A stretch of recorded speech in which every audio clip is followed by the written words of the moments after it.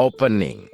Seringkali, pikiran kita terlalu sibuk.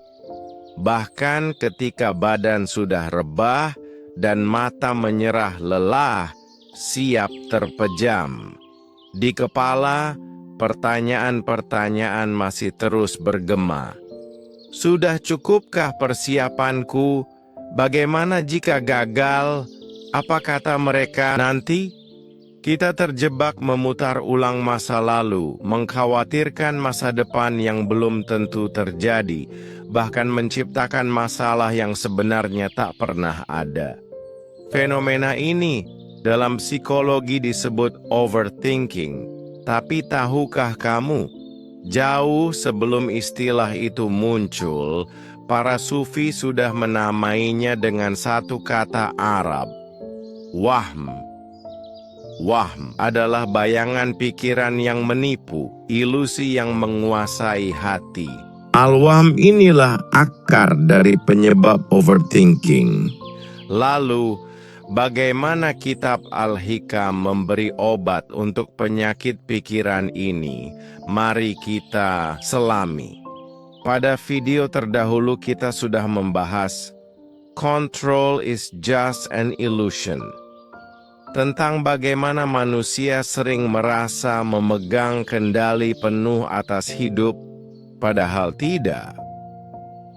Kalau belum sempat menonton, linknya ada di deskripsi. Dan di video ini, kita masuk lebih dalam pada penyakit batin yang lahir dari ilusi itu, yaitu overthinking.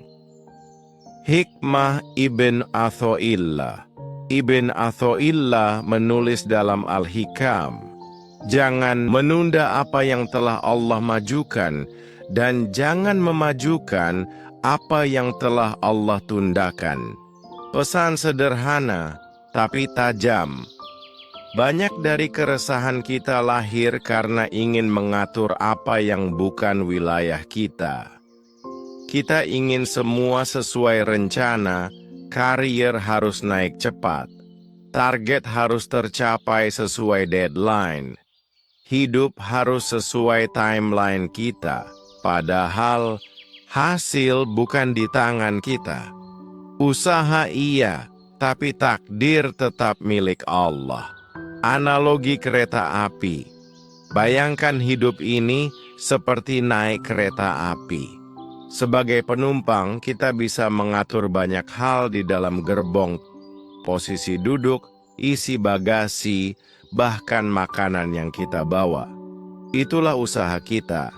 Tapi rute, kecepatan, stasiun-stasiun pemberhentian, dan tujuan perjalanan, hanya sang masinislah yang berhak mengatur itu semua, ya Allah sendiri.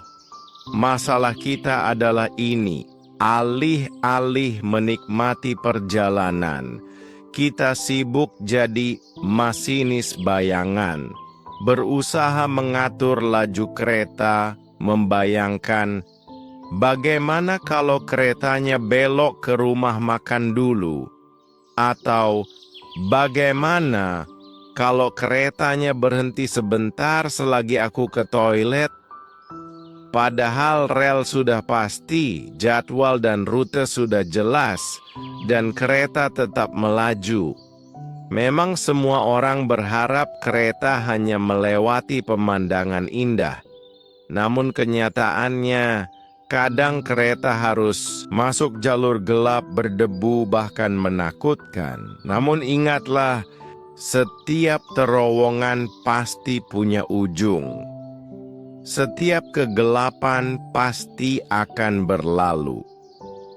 Dan setelahnya, pemandangan indah kembali tersaji.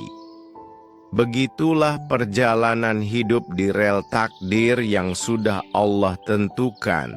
Burnout and overthinker generation. Kita hidup di era hustle culture.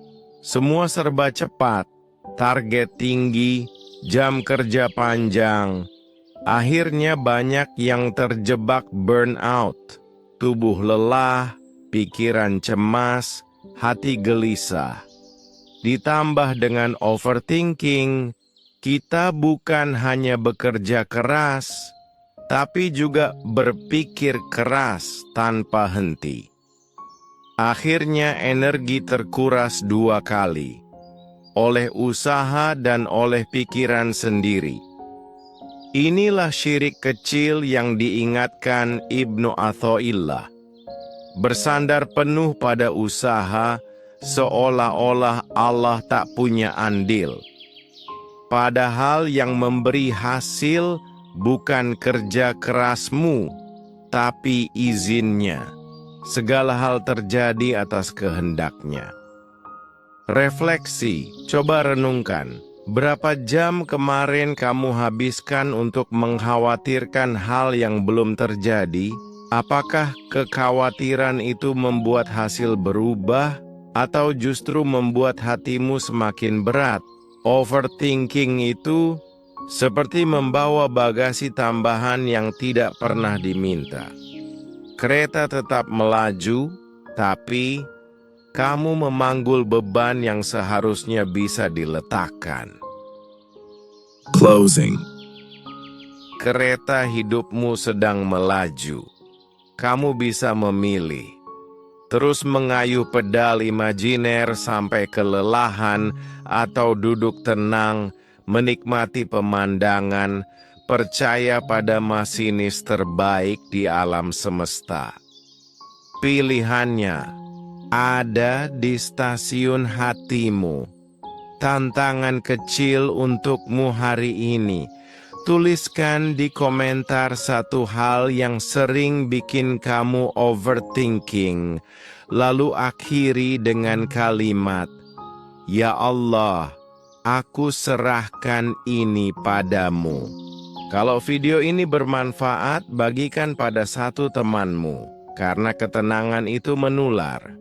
Dan jangan lupa klik subscribe, karena di episode berikutnya kita akan bahas generasi overhaters, saudara kembar dari overthinking. Salam hidup tenang.